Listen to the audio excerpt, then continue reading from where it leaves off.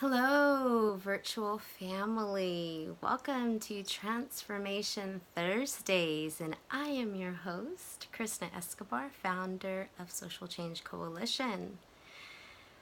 Welcome, welcome, welcome. So, my goodness, if you live in the California area, we have had lots of rain. I really love it, but it does cause a little bit of challenge as you're driving.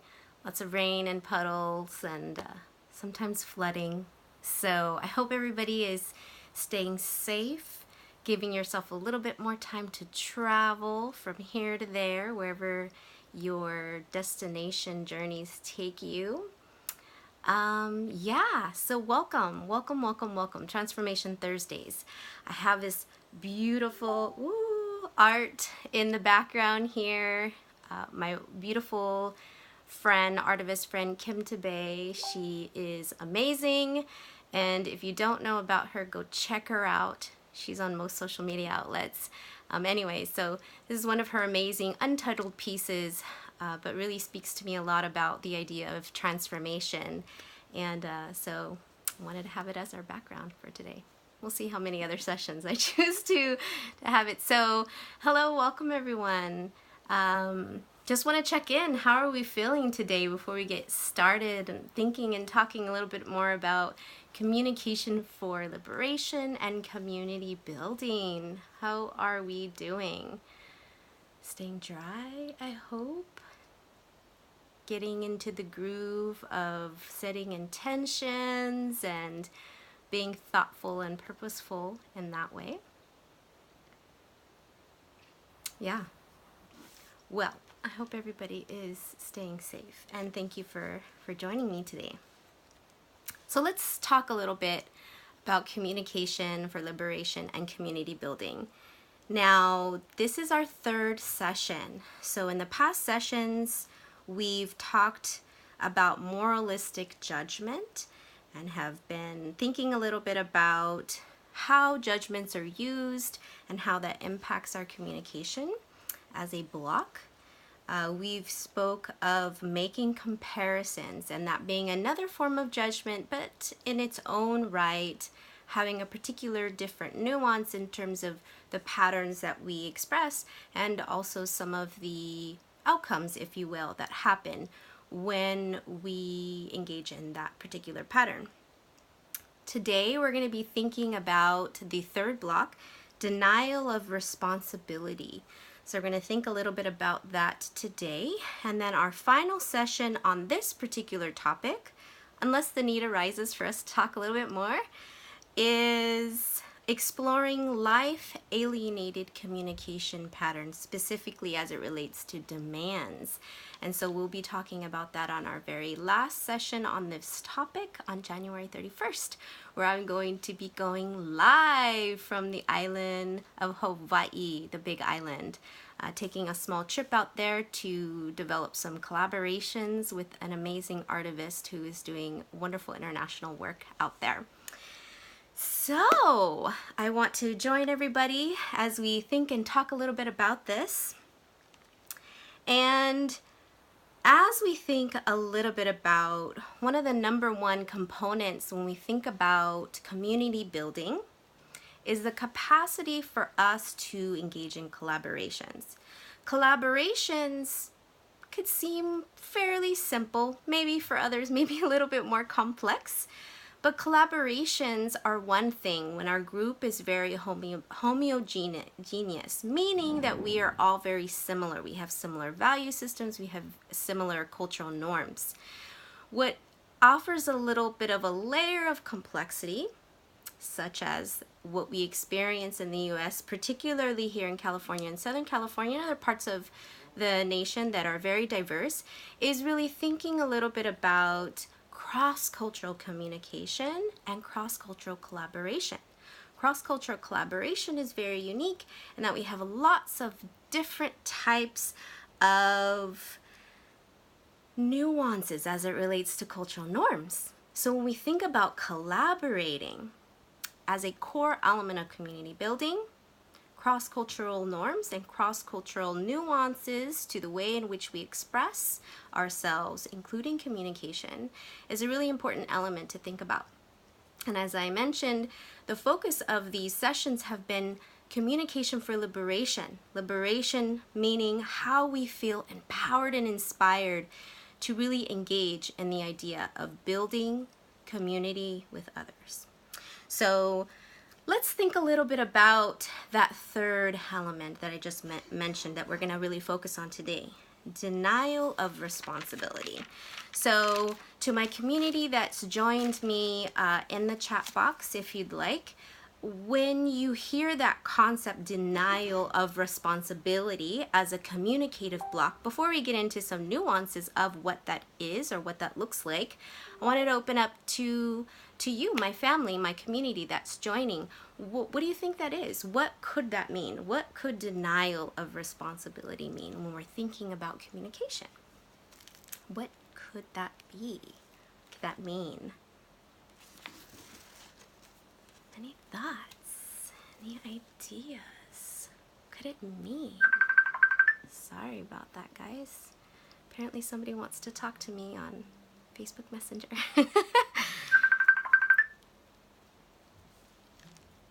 Well, if anybody does have a thought, please feel free to put it in a comment box because this space, while I'm here to host and have lots of ideas and thoughts for you, is really meant to be a community experience, a community engagement experience. So if you have thoughts or ideas, please pop it in the comment box and let me know what you're thinking.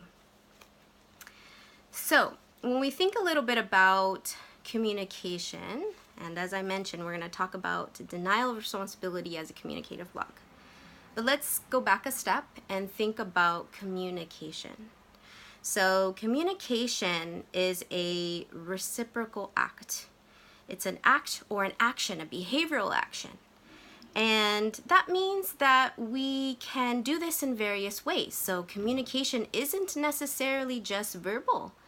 Communication are and does include our words that we utilize, the vocalizations that we might have. It might not be a word, but it could be a noise, if you will. So any of those vocalizations, and it could also be some of our movements, our facial expressions, the proximity that we have between ourselves and the other individual or group of individuals that we're having a communicative interaction with. So communication is a reciprocal process. And so all of these methods of expression express what that includes. And so it is not just what we may be saying, but it is also what we may be doing. And so if communication is a reciprocal pattern, there's a give and take. There's a dance, if you will. There's a pattern where we each hold roles and responsibilities. And those roles and responsibilities within the process are going to look different, they're going to feel different, they're going to be different based on the context, based on the situation. I'll give an example of that. I'm a mother. I'm a mother to a young adult. My communication in situations where it is him and I, or him and I in a situation, is going to look very different than a communicative pattern that I might have with somebody of the very similar age in a different situation, a different context. So our patterns are going to shift and change based on the level of relationship we have with the individual, level of comfortability we have within a context, and so on and so forth. So there's very many layers to that. But if we think about communication as a reciprocal process, one that is much like a dance where we are giving and taking turns, taking turns, we also then think that within the roles and responsibilities that we take on, a communicative block occurs when one or more than one individual denies the responsibility for the communicative expressions that are offered. And this is very difficult because it clouds our awareness. There is a cloudiness to our awareness that happens. And our language then obscures awareness of some personal responsibilities that we have within a communicative engagement. And again, just as a reminder, we are, or I am rather, using Nonviolent Communication, A Language of Life by Dr. Rosenberg as a provocateur in our conversations and sharing through this session and through the past sessions. So there's a couple of points that I want to bring up as it relates to the things that he says. So when we think about there's obscurity or cloudiness to the capacity to engage in conversations, when we are denying responsibility, it places an ownership of our own thoughts and our feelings and actions onto another. Some of us might have heard this before. You make me feel. Has anybody ever done that? I have. To be transparent and authentic, I have. And that might be a way in which we've been taught to communicate. And it might not necessarily be completely inaccurate in terms of the feeling that is arising for us. But when we deny the responsibility of our own feelings, of our own thoughts or actions, and we place the ownership onto another, we're denying the responsibility that we hold within our own body, within our own mind, within our own engagements as it relates to communication. This is also true. We think about that denial of responsibility as it relates to maybe an experience that you have or have had in a professional setting where a company policy, perhaps, there's a law, perhaps, that exists. And someone might say, well, it's not me, it's the policy. And so there is some challenges with that. So when we deny responsibility of our actions, there are some core attributing factors that Dr. Rosenberg speaks of. And again, just referencing his book here on page 20. He says there are a couple of main elements there that attribute to this communicative block. One, being vague impersonal forces. So an example might be, I cleaned my room because I had to. Another would be our conditioning, our diagnosis, personal or psychological history. An example might be, I drink because I'm an alcoholic. Again, might not necessarily be untrue, but placing ownership on the alcoholism rather than the choices that we make. Again, I don't want to deny that there is particular habits and patterns that can be very debilitating. But let's think of some other examples. Let's see here.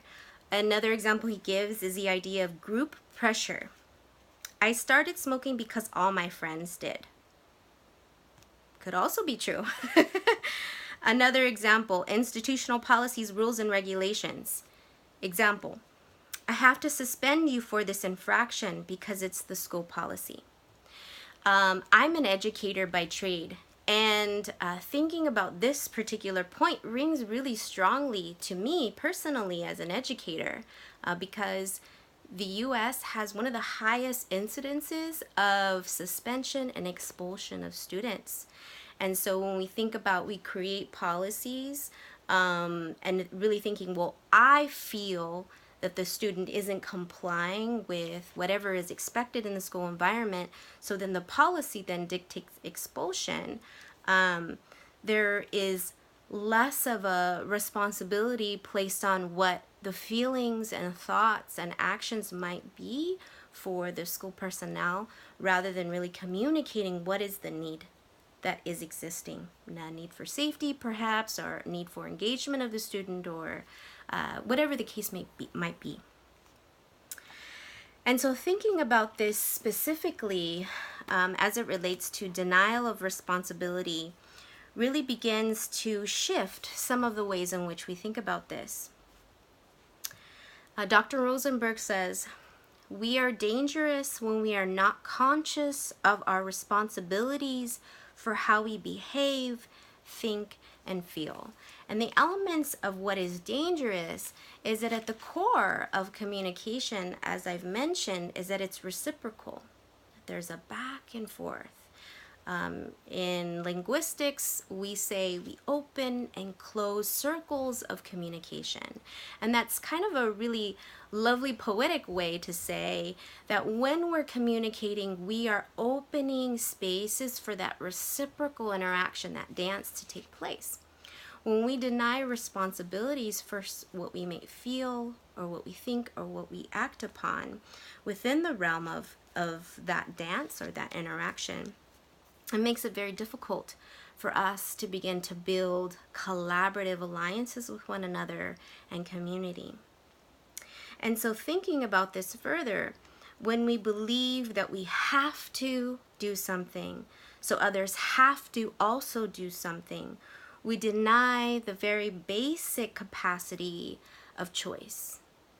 And when we think about this conversation through the lens of justice, choice is a really huge component of that. We might say, or we might look to other examples of societies or groups of people whom do not offer choice. And many of us might agree, or perhaps disagree, that that is an element of injustice. So choice is a really important component as it relates to the conversation of justice. And so when we engage in this denial of a basic need, there are choices that inform our actions, our thoughts, our feelings.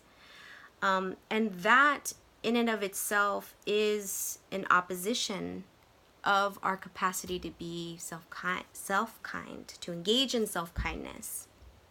So how might this be the case? How might denying responsibility within a communicative interaction, engagement, how might that be denying our capacity to be self-kind or to engage in self-kindness? Anybody have any thoughts around that? How could that be? How might that be?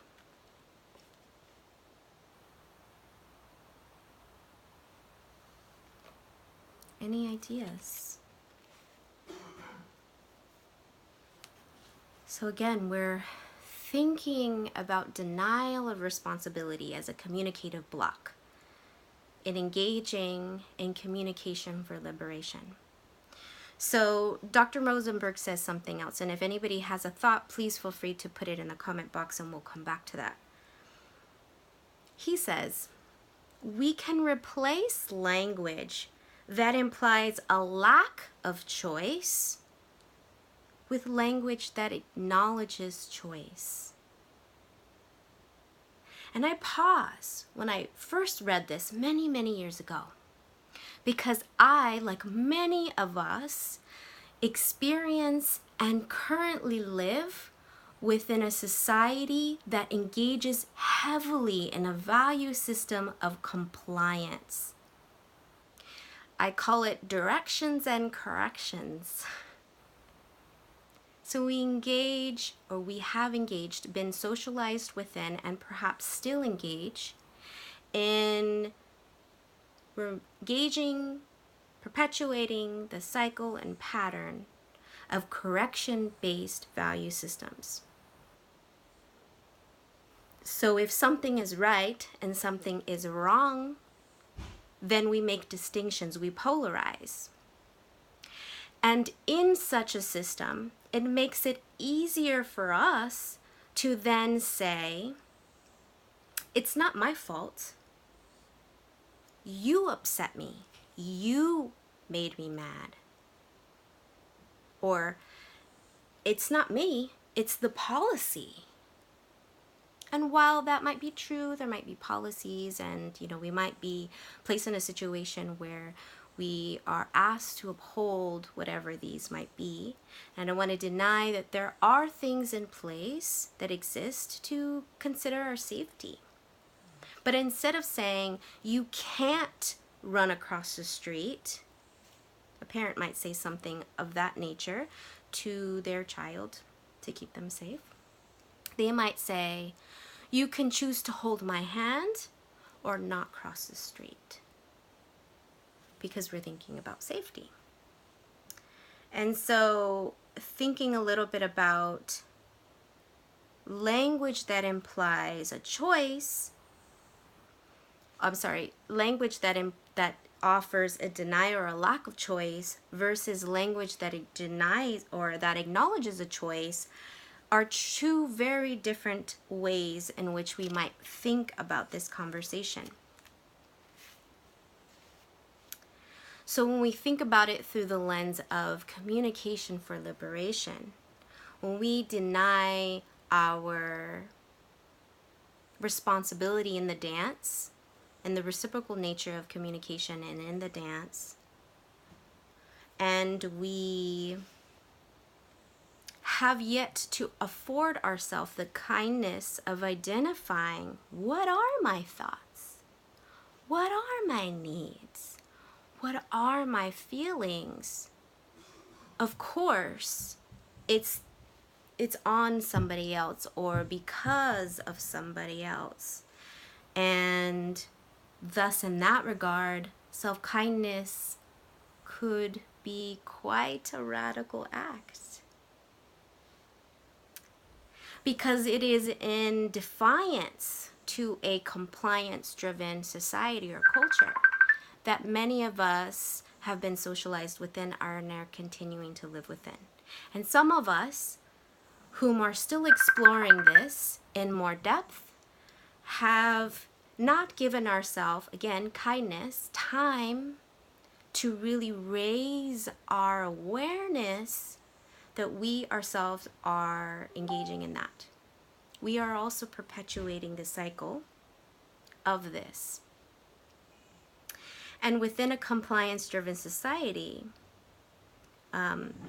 it might be very difficult for us to fully engage in a sense of ownership for our thoughts, for our feelings. Because the reality is there are many injustices that exist within our society. There are many socio-political systems that are not just. Thus, the rationale and reason for the founding and the project Social Change Coalition. Much of the reason that I created this project is to really bring opportunities for folks to engage and really having an opportunity to think about that, to raise our consciousness around some of the things that are very hidden, intentionally so. And so when I say it's a radical act because in order for us to really think about ownership, why do I feel upset? Why do I feel frustrated? Or why do I think that's just or unjust? Or why am I acting outside of the scope of kindness or within the scope of kindness? There are elements which don't support the status quo. The systems that are in place want us to be compliant. They don't want us to question those systems that continue to perpetuate oppressive realities. They don't want us to question norms which exploit many sectors of our life among the planet, our Mother Earth. And this is not just to say humans, but all species. And so thinking about this, we might think or ponder, if you will, that when we own our thoughts and our feelings and our actions, and we express them with less violence, we are able to activate more kindness.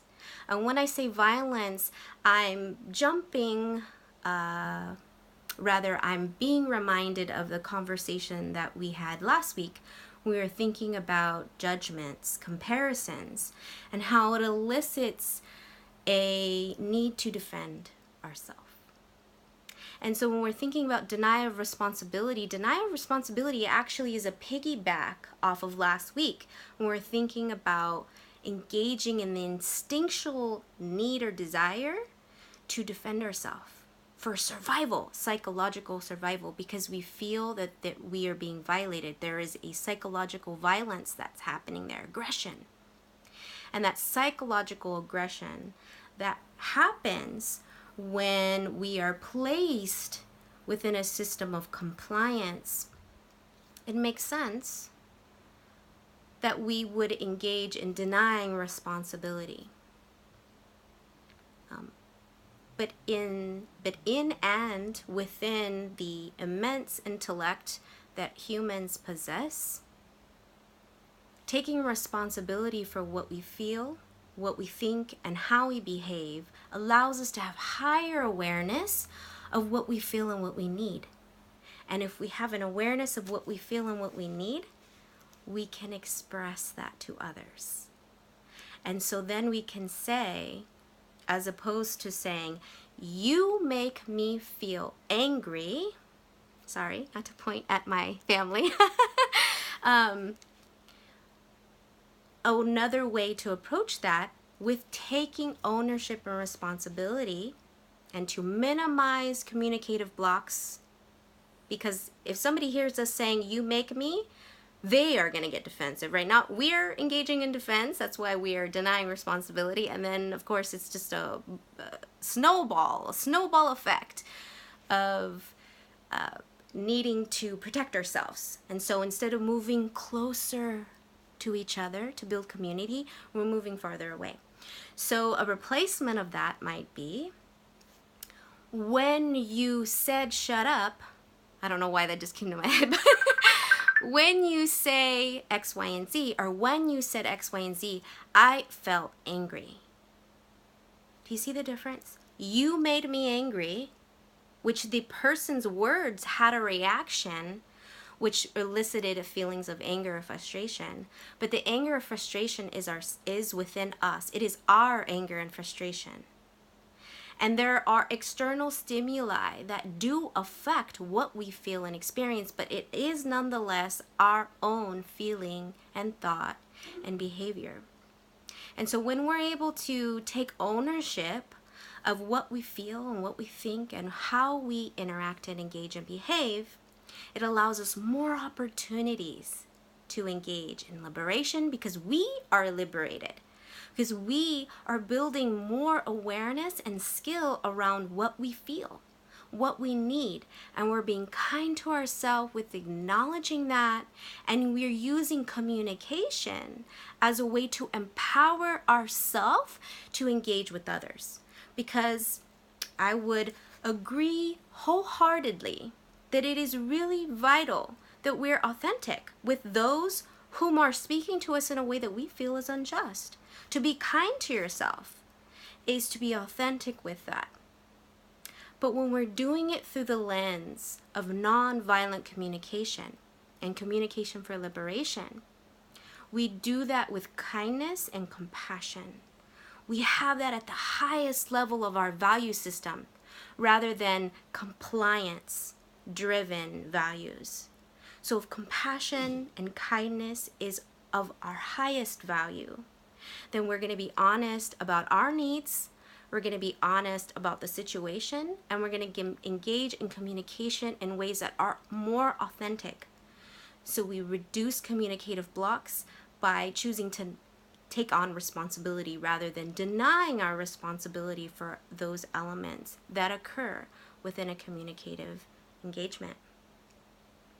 And with that, we have the capacity to move into really using our skills to access, well, what is my feeling?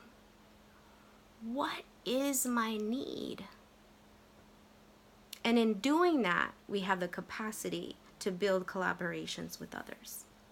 If we don't yet have an understanding of that for ourselves, not that collaboration cannot happen, but there's lots of challenges as it relates to that.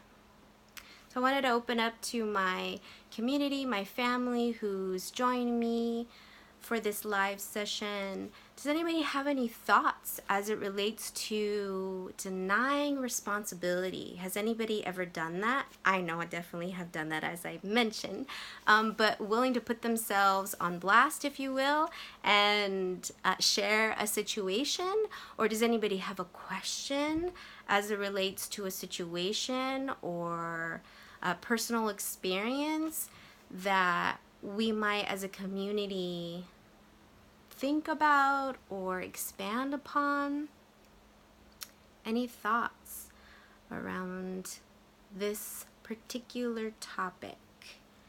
Communication block number 3, denial of responsibility. Any thoughts?